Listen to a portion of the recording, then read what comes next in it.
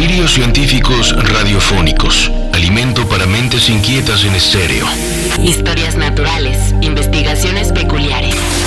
Descubrimientos sorprendentes. Narraciones desde las fronteras del saber colectivo que le ponen sabor a la semana. Porque a fin de cuentas la ciencia que no es comunicada es ciencia condenada al olvido. Amasemos juntos esa materia gris y hagamos bullir el elixir del conocimiento. Bienvenidos a Masaje Cerebral de Reactor. Muy buenas tardes, bienvenidos y bienvenidas sean todas y todos ustedes al Masaje Cerebral, su programa de ciencia comunicada, platicadita y buena onda por el queridísimo Andrés Cota y preguntada por su servivar. Están escuchando Reactor 105 y aquí empieza el Masaje Cerebral. ¿Cómo estás, mi queridísimo Andrés Cota? Muy bien, Claudio. Muy contento, como de costumbre, y de debatir con todos los que están allá afuera en la realidad, ¿no? Todos estos amables terrícolas que están escuchando desde el presente, que nos están escuchando en su altavoz, y también para todos los que escuchen en el futuro, porque ya quedará a manera de podcast, como es la costumbre, en su plataforma de confianza, donde pueden escuchar también los programas pasados. Dicho ese pequeño anuncio, ¿no? Hay que recordarlo siempre. Y también por si quieren compartir más adelante, llegado el momento. También decirles que ahí estamos como @cotairiart y @claudífonos, ¿no? En Twitter. Así es. Y @científicos AA, que es el de la Sociedad de Científicos Anónimos. Y de esa manera pues nos podemos comunicar, ¿no? Nos pueden pedir programas. Por ejemplo, quiero aprovechar rápidamente para mandar un saludo al buen Mapache. @Oye Mapache, que nos piden programa pues sobre la familia de los cacomixcles y de los mapaches, ¿no? Es Mapache pidiendo un programa sobre su propia familia y de los tejones y demás. Y bueno, yo confieso que no conozco mucho, ¿no? De esta familia, o sea, conozco a grandes rasgos la familia de los prosiónidos. Prosiónidos. Tiene un acento ahí muy extraño.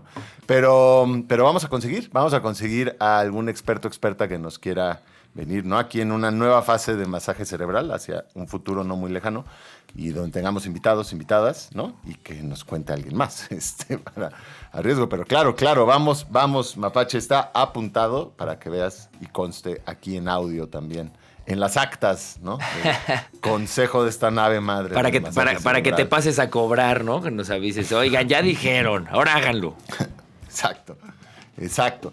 Pero bueno, mientras llega el momento de tener invitados, invitadas, creo que hoy podemos aprovechar para hacer un pequeño viaje sideral, si te parece bien. Me encanta. ¿No? Es un pequeño, bueno, no es un pequeño, es un gran zoom out hacia afuera, pero también hacia adentro, porque si bien vamos a estar hablando de cuestiones de vida en el espacio, también vamos a estar hablando nos vamos a tener que ir a una escala diminuta, porque son organismos no siempre microscópicos, ¿no? Son animales, de lo que vamos a estar hablando, animales, a ver quiénes van adivinando.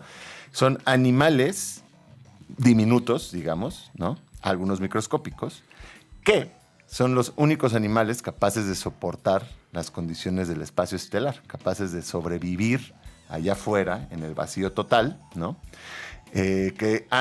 Son antiquísimos, llevan 500 años merodeando sobre el planeta, han sobrevivido a 5 extinciones. No, 500 millones de años. 500 años lleva este país ¿no? Exacto. Entre comillas, haber sido descubierto según los cánones, ¿no? Del continente que están muy en boga. Pero bueno, este programa es de ciencia, no vamos a hablar de política, me voy a abstener de eso, pero 500 millones de años, disculpen ustedes, merodeando sobre el planeta. Es decir, que han sobrevivido a 5 extinciones masivas. Están por todos lados, Claudio, gente allá afuera, están por todos lados literalmente, y sin embargo, no mucha gente los conoce, o a veces se desconoce, y son casi indestructibles, ¿no? Estos organismos, estas criaturas de las que vamos a estar abordando. Criaturas aquí. Diminutas, casi algunas veces microscópicas, y soportan todas las condiciones.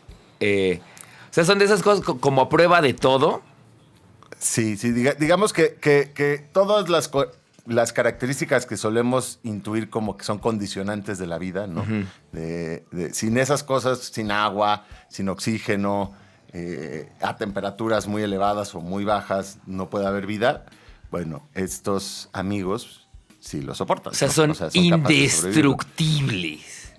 Vamos a decirle, prácticamente indestructibles, ¿no? Con un par de matices que vamos a ir abordando. Ajá.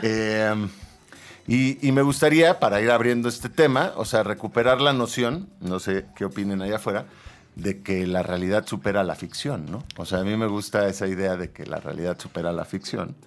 Y bueno, habrá muchos organismos, ¿no? En los anales de la zoología que parezcan, ¿no?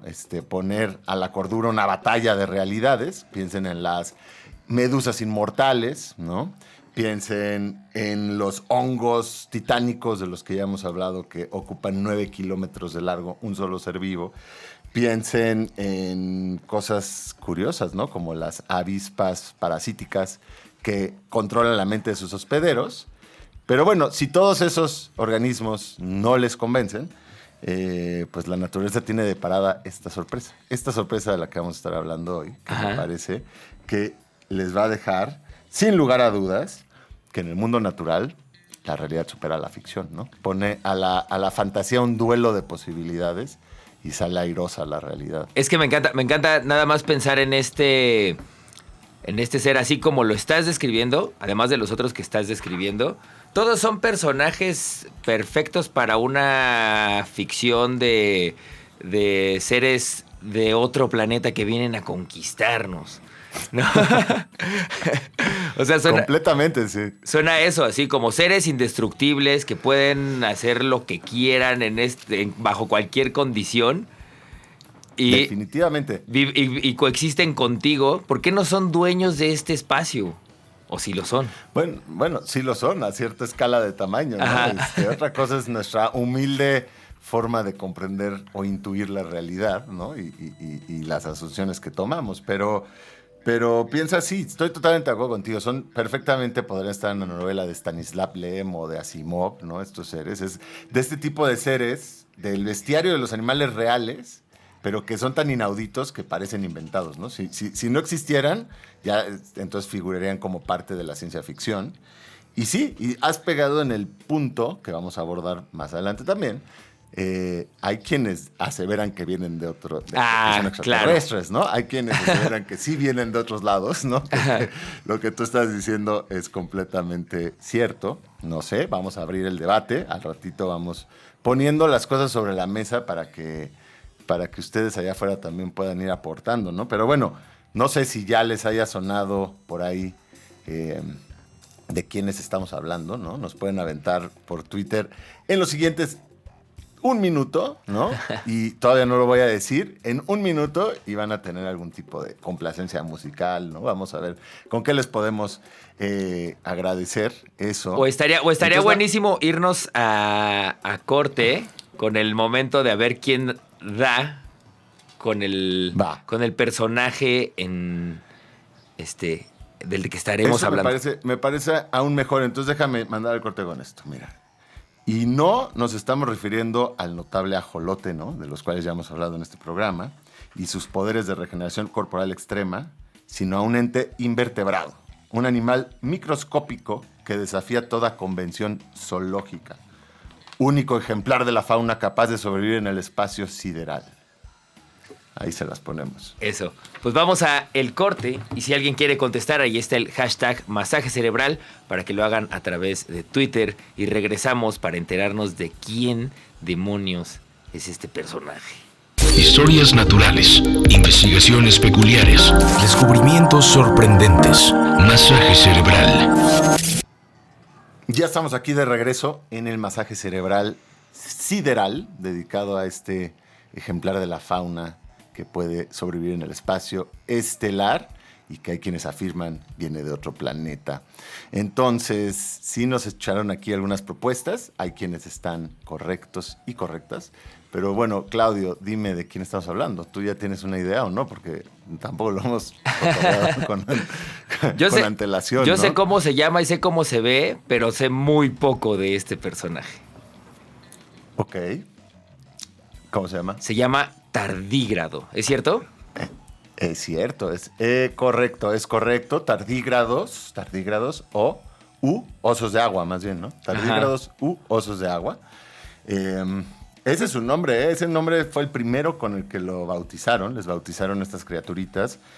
Un pastor protestante, fíjate, de origen alemán, de algunos de los pioneros de estar ahí viendo con microscopios rudimentarios el mundo natural. En 1773 identificó a estos organismos. Este pastor se llamaba Johann August Ephraim Goethe. Imagínate esos nombres. Pero bueno. Y los bautizó, los vio y los bautizó así textualmente como Kleine Wasserwaren. Perdonen mi alemán, pero Kleine Wasserwaren, que quiere decir como pequeño oso de agua. Ajá. No, ¿por qué? O sea, vamos viendo si están de acuerdo o no, pero bueno, así les bautizó. Y desde entonces se les conoció como osos de agua. Poco más tarde, un científico italiano, Lazzaro Spallanzani, ya estudiándolos un poco más en forma, ¿no? E intentando hacer una descripción, digamos, empezaron a taxidermia y ponerlos en la taxonomía general, les dio el nombre de tardígrados, que significa de paso lento. Ve qué bonito. Tardígrado, ¿no? Es qué bonito. Un paso. Porque claro, si tú los ves, para quienes ya los conozcan, pues ahorita si no, a los quienes no se los vamos a ir presentando, pero para quienes ya los conozcan, a lo mejor los han visto en fotos de barrido de electrones, ¿no? O en imágenes fijas, y tienen estos aspectos francamente surrealistas, ¿no? Es como si Miyazaki, ¿no? Como si le encargaras a Miyazaki o a alguno de los estudios de estos de animación japonesa que te creara un animal extraordinario, pues te harían este bicho, porque tienen unos rostros así como abultados, ¿no? Con trompitas pequeñas, 4, 6, 8 patas que acaban en garritas. También tienen algo ahí medio Star Wars cero. Completamente. ¿No? Son como tiernos y completamente ajenos a la vez. No sé, como que los quieres abrazar, pero a la vez dan como mucha curiosidad. Pero bueno, si los ven, si los buscan en video, grabados en vivo, ¿no? Se darán cuenta cómo caminan y cómo van avanzando por su medio líquido. Y sí como que parecen ir, pues tienen un paso muy lento, seguro, pero lento, ¿no? Van como flotando ahí etéreamente por el ambiente en busca de comida, porque básicamente son puro intestino, fíjate. Casi que solo tienen intestino los osos de agua. Órale.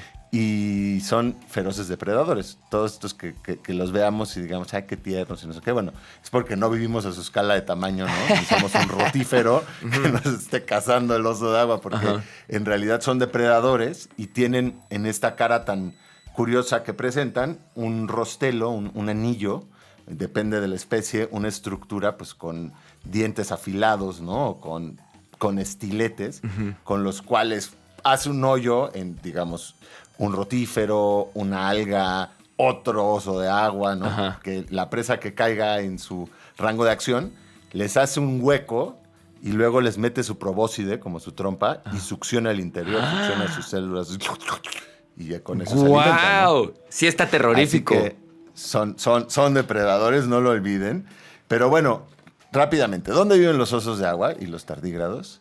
Pues en todos lados. Eso es lo curioso de estos organismos que durante mucho tiempo pasaron inadvertidos, digamos, para el grueso de la humanidad, porque están básicamente en todos los ambientes de la Tierra, desde los polos, ¿no? Desde la Antártida, desde los hielos perpetuos, hasta las junglas de Papúa Nueva Guinea, pasando por desiertos, pasando por las ciudades, ¿no? Nuestros entornos, en las banquetas, en las hendiduras del pavimento, en cualquier fuente. Vamos, siempre y cuando haya un poco de agua, una película de agua, ellos pueden fundar su hogar, ¿no? Donde más se les ha encontrado, donde creemos que son sus entornos favoritos, es en los musgos. Y en los musgos que están húmedos, puedes encontrar hasta 22,000 individuos de osos de agua por gramo de musgo. Imagínate eso, o sea, son muy abundantes. ¡Wow! De hecho, pueden ahí buscar, si quieren, hay tutoriales de cómo adoptar a tu propio oso de agua. Y no hace falta más que ir a un charco de agua estancada que les quede cerca. Y y recolectar un poco de esa agua y pueden tener a su oso de agua, ¿no? Hasta ahora se han descrito 1.300 especies. 1.300 especies. Para Cámara. tengan una idea, es más o menos la cantidad de aves que hay en México, ¿no? Un poquito más de la cantidad de aves que hay en México. Pero suena a que está subestimado ese número, porque siendo tan abundantes, estando en todos los ambientes, a cada rato se describen nuevas especies. Ajá. Entonces, a lo mejor son muchos más, ¿no? ¡Sas! Es probable que sean muchos más.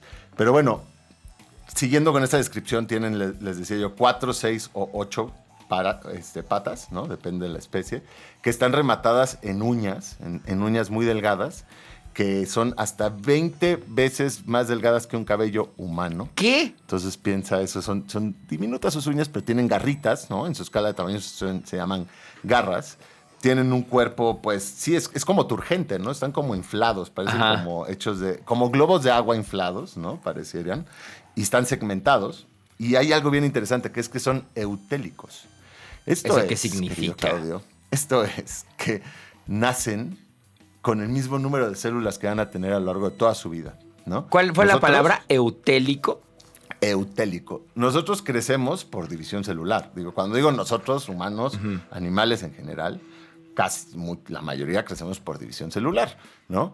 Los tardígrados no. Los tardígrados nacen ya con todas las células con las que van a contar a lo largo de su vida y solo crecen porque estas células, o sea, es crecimiento de cada una de sus células, ¿no? Cada célula va creciendo de tamaño. Ajá. Y entonces, y no son, o sea, en términos celulares, no tienen tantas células, tienen unas 40,000 células, ¿no? Se calcula, se estima. En fin, entonces nacen así, se reproducen de manera, hay de todo, pueden ser sexuales, pueden ser asexuales por partenogénesis, de lo cual ya creo que ya hemos hablado en este programa, pero partenogénesis es básicamente mamás que dan lugar a crías sin la necesidad de intervención de un macho, ¿no? O sea, es como una madre que se autoduplica, vamos.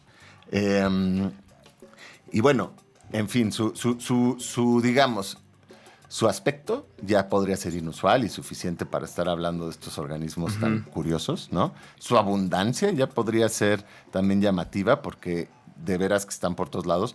La cantidad de tiempo que han estado en este planeta, que son 500 millones de años, como les decíamos antes, y que eso implica haber soportado 5 extinciones masivas No. y probablemente van a sobrevivir Espérate. a la que está en puerta y van a estar aquí cuando nosotros nos extingamos, ya podría ser remarcable. Sin embargo, lo que realmente ha cautivado, digamos, la imaginación de la humanidad es su tremenda resistencia física, de la cual vamos a hablar pronto. Te vamos a dejar aquí una pregunta, Claudio, y al resto de la comitiva que esté escuchando en sus altavoces en este momento. Diga usted, ¿cuánto creen que aguanten estos osos de agua en periodo inactivo de criptobiosis? Es decir, cuando entran en este estado de vida latente, en los que se vuelven casi indestructibles, ¿cuántos años crees que pueden sobrevivir en este estado? ¡Años! Yo estaba Años. pensando en un par de semanas. Bueno, pues vamos, ahí échenle sus respuestas, @cotireart, @claudífonos. En el hashtag Y masaje vamos cerebral. viendo. Exacto, hashtag masaje cerebral. Y vamos viendo de qué lado más cala igual. Va. Vamos a este corte y volvemos para seguir hablando de lo que aparentemente son los dueños del changarro. Vamos y volvemos. Están escuchando Masaje Cerebral en Reactor 105. Ciencia que no es comunicada es ciencia condenada al olvido. Esto es Masaje Cerebral. Ya estamos de vuelta en la segunda mitad de este masaje cerebral en el que estamos hablando de tardígrados, un animalillo también conocido como el oso de agua. Y la pregunta que se hizo previo a ese corte fue: ¿cuántos años aguanta, soporta este ser? ¿Cuál es la palabra? Cuando se quedan como así, como Exacto. congelados. Aquí ya nos estaban preguntando cripto qué. Sí, bueno, rápidamente, criptobiosis, ¿no? Criptobiosis es el término con el que se designa a la vida latente. Imagínense, por ejemplo, todas las películas o novelas de ciencia ficción futuristas en que viajamos a otras galaxias y para llegar ahí nos ponen en este estado como de congelación ¿no? Que es como un sueño profundo en que estás como desactivado, esa vida latente, eso se llama criptobiosis. No son los únicos organismos que hacen criptobiosis, pueden pensar cualquier sapo que pasa la temporada de secas enterrado, pues, ¿no? Se envuelve a sí mismo como en su membrana mucosa y se desactiva unos meses, ¿no? Pueden aguantar, o sea, hay muchos animales que lo hacen, hay insectos que pueden pasar un par de años incluso en criptobiosis. Ok. Pero los tardígrados, querido Claudio, pues son dentro de los animales, sin lugar a dudas, los que tienen una capacidad de permanecer más tiempo en este estado de vida latente y luego reanimarse, ¿no? Ok, yo nada más... Entonces, a ver, dirías, es que la pregunta ahí se me hace rara, porque de entrada no sé cuánto tiempo vive un tardígrado. Eso, qué ¿No? bueno que preguntas eso. Totalmente. Pues mira, digamos, en vida animada continua, o sea, si no entraran nunca en un estado de criptobiosis, suponte que eres un tardígrado que siempre en toda tu vida tuviste condiciones ambientales agradables, entonces nada te llevó a entrar en este momento de criptobiosis, pues viven entre 4 y 12 años en su vida continua, ¿no? Ahora, cuando las condiciones ambientales no son óptimas, por ejemplo, si de pronto, ya habíamos dicho que necesitan un poco de agua, ¿no? Necesitan un medio acuático para la película de agua que recubre un musgo, ¿no? Sí. O sea, es un medio acuático que nosotros intuimos como humedad, bueno, eso para ellos ya es agua. Pero si de pronto se deseca donde están, de pronto hay un momento en que se deseca o de pronto sube mucho la temperatura o baja mucho, en fin, que las condiciones ambientales no son las adecuadas, entonces el tardígrado empieza a entrar en este proceso de criptobiosis, en que lo que hacen es sacar toda el agua de su cuerpo, pasan de tener 85% de agua, normalmente están constituidos por 85% de agua, pasan a solo 3%. ¡Órale! Se eliminan toda el agua de su cuerpo y conforme la van eliminando, se van abrazando a un conjunto de azúcares de reserva, ¿no? Se abrazan, o sea, como a su lunch, ¿no? Para ese periodo. Y por el otro lado, por afuera, se van cubriendo de una capa de teralosa. Digo, depende de la especie. Hay distintas formas de esta criptobiosis, pero vamos, como ejemplo, usar el más común, que es que se van cubriendo así de su capa de teralosa.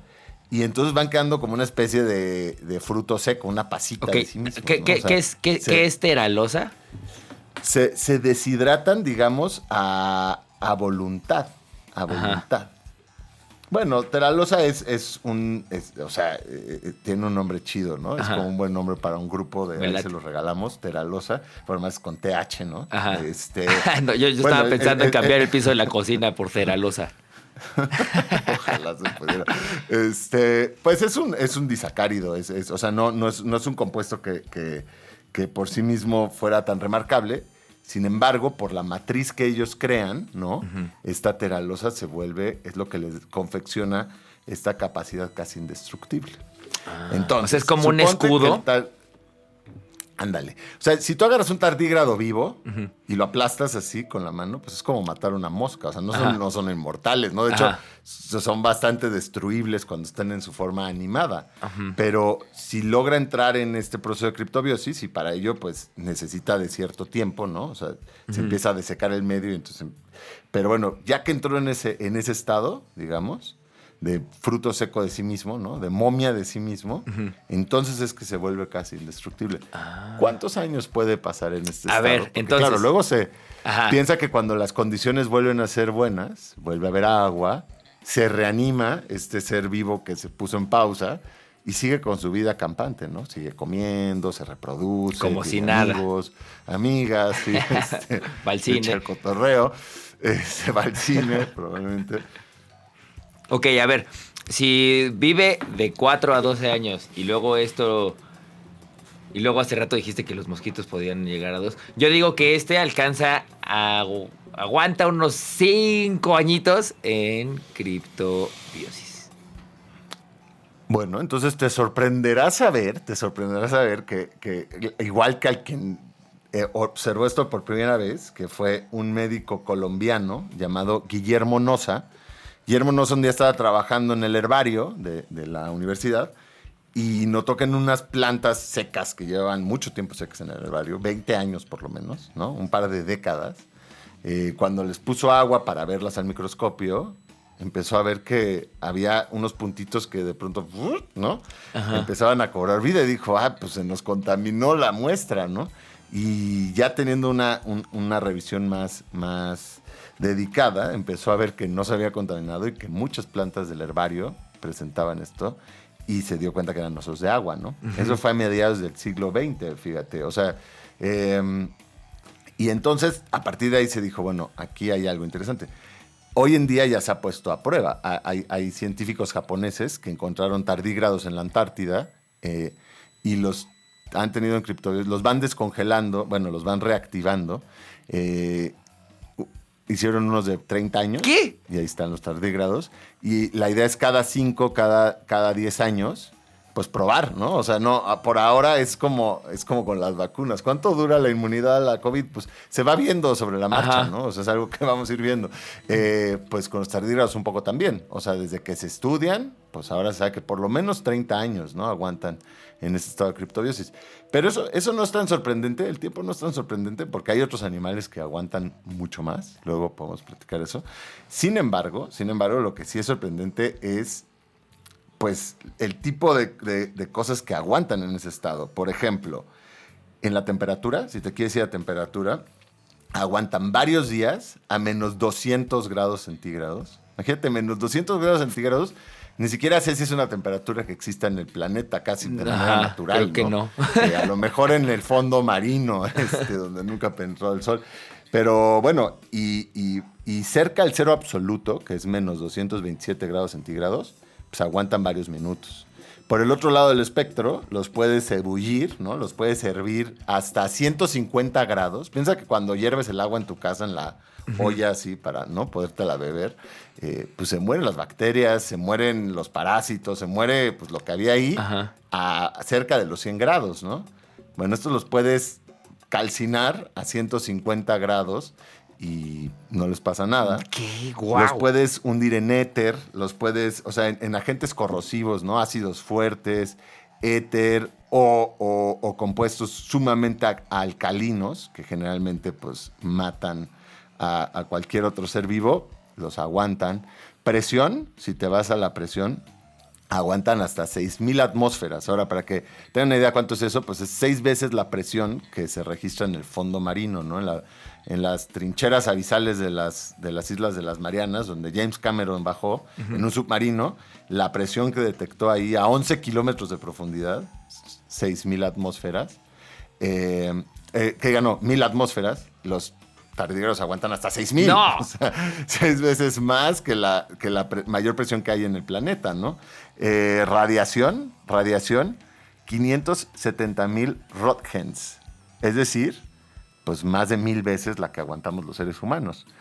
Sí, que es 500, ¿no? Si han visto Chernobyl o conocen la novela de las voces de Chernobyl, bueno, pues sabrán que eso de Chernobyl pues ya era muy grave para los humanos y eran 1,200 Roentgens, ¿no? A veces un poquito más.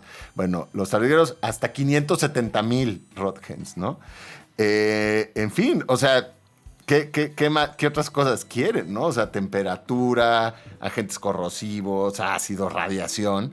Y en parte por esto es que pueden aguantar las condiciones del espacio sideral, como se ha puesto a prueba, ¿no? Como se ha demostrado ya en experimentos, que ahorita les vamos a contar. ¡Guau! Oye, bueno, sí suena a una especie loquísima. Y además, eso, o sea, lo que sí me sorprendió fue que pueden estar más tiempo apagados que lo que duran vivos. O sea, son el verdadero Walt Disney, ¿no? Desde ese mito de que se congeló para que Ándale, le den más pegaste vida. perfecto a la criptobiosis. Eso es la criptobiosis. O sea, y hay muchas personas como Walt Disney que están congeladas ahorita, ¿no? En espera de que las condiciones médicas mejoren y les puedan curar de lo que sea que se hayan muerto. Entre comillas, muerto, ¿no? Qué cosa, qué ser tan maravilloso. Pues vamos a nuestro último corte, mi queridísimo Cota, para regresar a la conclusión con el tardígrado, el oso de agua, aquí en el Masaje Cerebral. Están escuchando Reactor 105. Estás escuchando Masaje Cerebral de Reactor. Bueno, bienvenidas, bienvenidos de vuelta a este masaje cerebral o bienvenidos si es que acaban de llegar. Estamos hablando de tardígrados, seres que superan toda preconcepción biológica y que son prácticamente indestructibles. Si acaban de llegar, pues luego ahí en una semana búsquennos en plataformas a manera de semi-podcast, digamos, y escuchen lo que nos va a llevar ahorita. Yo les había prometido que íbamos a salir al espacio sideral y hacia allá vamos ahora. Fíjate que los primeros reportes de que los tardígrados podían sobrevivir vinieron de los rusos, de los cosmonautas rusos, que pues aseguraron que tras regresar de una misión espacial en órbita, habían encontrado tardígrados tardígrados, digamos, en estado de criptobiosis que se habían reanimado en la superficie de su nave. Por supuesto que, como todos sabemos hoy en día más que nunca, Occidente se tomó eso con muchas reservas, ¿no? Porque si se toma con reservas la vacuna Sputnik, imagínate, ¿no? Una declaración de este tipo, una aseveración de que había animales que podían soportar las condiciones del espacio estelar.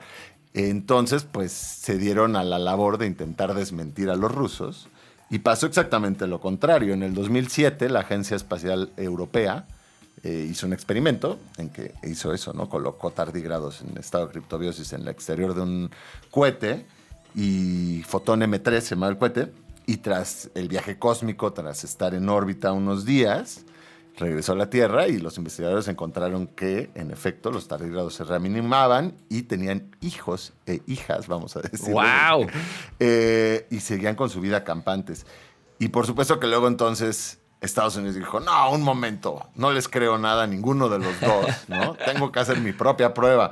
Y entonces en el 2011 la NASA hizo lo mismo, puso tardígrados sobre el transbordador espacial Endeavour y pues sí, constató, tuvo que decir que en efecto los pequeños osos de agua son capaces de sobrevivir al vacío del espacio estelar. ¿Qué tal? Ahora, te imaginarás que eso despertó inmediatamente esto de lo que hablábamos al principio, de que hay quienes empezaron a decir, no, pues es que entonces la panspermia es cierta, ¿no? Panspermia es la idea de que la vida llegó al planeta con un asteroide, ¿no? De que la vida fue sembrada en este planeta proveniente de algún otro lugar en el cosmos y que a lo mejor llega un asteroide y pues a partir de ahí... Entonces cuando vieron que los tardígrados podrían aguantar allá afuera, ¿no? Pues empezaron a decir, ahí está la prueba, ¿no? De la panspermia y entonces sí, la vida vino de otro lado. Es a todo tono especulativo. Lo que sí se puede saber es que la panspermia puede ser inversa. O sea, tardígrados, que nosotros sembremos tardígrados afuera, ya pasó. Hace no tanto, hace 2 años, en 2019, hubo una sonda israelita. Israel hizo pues, una misión, un módulo para aterrizar en la Luna, ¿no? Y que llevaba, entre muchas otras cosas, tardígrados, 3,000 tardígrados, ¿no? Y esta sonda, Beresheet, creo que se llama Beresheet, de la Agencia Espacial Israelita, tuvo un accidente y se estrelló en la Luna y entonces quedaron sembrados los tardígrados en la Luna. Digo, inactivos, ¿no? No hay agua en la Luna, o sea, es un medio súper hostil, pero digo, pero ahí ya podrían empezarse a hacer ideas, ¿no? Y abrir la película de ciencia ficción. Sin embargo, hace poquito, fíjate que yo ya hubo un rato, ¿no? En que eso estuvo sonando, que si ya habíamos los humanos sembrado tardígrados en la Luna, que qué barbaridad. Y entonces ahora se dieron a la labor de ponerlo a prueba, si pudieron haber sobrevivido o no al impacto, ¿no? Del cohete este. Y fíjate cómo siempre me cae bien la ciencia porque hay gente dispuesta a hacer todo. Y entonces hubo un laboratorio que se puso a hacer pruebas con tardígrados a bordo de balas de nylon y a probar qué impacto aguantan. ¡No! Imagínate. Me encanta. Y entonces empezaron a sacar datos, claro, a sacar datos de cuánto aguantan, al menos esa especie de tardígrados. Y pues aguantan mucho, ¿eh? O sea, lo que pasa es que comparado a las fuerzas cósmicas no es mucho, pero bueno, aguantan 900 metros por segundo. Eso es más o menos 3,000 kilómetros por hora. O sea, sobreviven a un impacto de 3,000 kilómetros por hora. Nosotros, pues, claro, que un asteroide en colisión con un planeta, pues es muchísimo más. Un asteroide choca contra un planeta a varios miles de kilómetros por segundo. Claro. ¿No? Entonces, aventuran Ahora se los vamos a echar ahí en Twitter para quien lo quiera checar. También recuerden que nos pueden escribir a científicosanónimos@gmail si quieren que les pasemos estos artículos, ¿verdad? Si no, igual les compartimos algunos en redes. Este laboratorio, pues sugiere, ¿no? De la Universidad de Londres, que no podrían haber sobrevivido esos tardígrados al impacto en la Luna. Pero bueno, por lo que están ahora, lo que me llevó a decir, vamos a hacer un programa de tardígrados en este momento, para quienes a lo mejor ya los conocían o no, las nuevas revelaciones, que es que esta semana se encontró apenas el tercer fósil conocido de un tardígrado. El tercero en la historia, porque como te imaginarás lo que estaba diciendo, ¿no? En criptobiosis pues, son muy resistentes, pero vivos son bastante, o sea, son casi todo agua, ¿no? Y entonces no es un organismo que fosilice normalmente. Claro. Entonces este fósil lo encontraron en República Dominicana, embebido en ámbar. Está embebido en ámbar. Y la de Jurassic Park. Solo el tercero. Imagínate quién lo encontró. O sea, estás encontrando una especie de santo grial ahí, ¿no? Claro. Porque si solo hay 2 conocidos y son estos organismos que cada vez se habla más de ellos y se usa para todo tipo de pruebas espaciales y todos queremos un escudo de Teralosa, ¿no? Para defendernos de las inclemencias del tiempo. Pues imagínate encontrar, y no solo es el tercero, sino es el mejor preservado. Se le ven las uñas estas que te decía que son 20 veces más delgadas que un pelo humano, pues se le ven perfectos esas estructuras. ¡Wow! ¿No? Y se estima que tiene este fósil 16 millones de años. Que no es poco, ¿no? 16 millones de años del Cenozoico. Entonces, por eso están otra vez ahí como... O sea, los tardígrados hace poco entraron como, creo yo, a los círculos de la atención pública, ¿no? Si bien la ciencia lleva unos varios años estudiándolos. Pero bueno, periódicamente vuelven a entrar y vuelven a entrar. En el 2019 te digo, pues ya están en la Luna y entonces, pues, toda una cosa mediática. Ahora, pues, este fósil. Ahora, creo que sería importante, ¿no? Aquí dejar un gancho para algún programa futuro. No son los únicos seres vivos que aguantan las condiciones del espacio estelar. No son los únicos animales, siempre hemos dicho aquí, animales representantes de la fauna. Y bueno, eso da que pensar y reaviva, ¿no? La idea de la panspermia. No, pero hay otros seres vivos, ¿eh? Hay otros seres vivos. Eso se los vamos a dejar ahí. Está buenísimo. De tarea. Échenos ahí sus respuestas @cotairiart, @claudífonos con #masaje cerebral, ¿no? Y cualquier cosa, ya saben, nos pueden buscar en redes. La Sociedad de Científicos Anónimos está por todos lados en las redes, menos en TikTok, porque no somos tan jóvenes. Yo soy Andrés Cota Iriart, que no me había ni presentado, creo que más que al principio, por si no lo saben, ya lo saben ahora. Y que sepan que pueden encontrar estos programas a futuro, ¿no? En cualquier plataforma de su preferencia para escuchar podcast. Chidísimo. Mi queridísimo Andrés J, qué buena onda de personaje nos viniste a presentar hoy a este masaje cerebral. Me encanta. Creo que ahora tengo un nuevo animal favorito. Y... Sí, estoy de acuerdo. Vamos a ver si sacamos la línea de peluches, ¿no? Sí, estaría bueno. Ya nos lo ganaron, pero al menos aquí en México podemos cooptar el mercado. Sí, ¿qué le hace? Fayuca. Buenísimo. Pues muchísimas gracias por su atención, queridos y queridas radioescuchas. Nos escuchamos en el próximo masaje cerebral. Gracias, queridísimo Andrés Cota. Esto ha sido todo por hoy. Están escuchando Reactor 105. Esto fue todo el masaje cerebral por hoy. En la siguiente emisión continuaremos alimentando las mentes inquietas de la radio pública a través de Reactor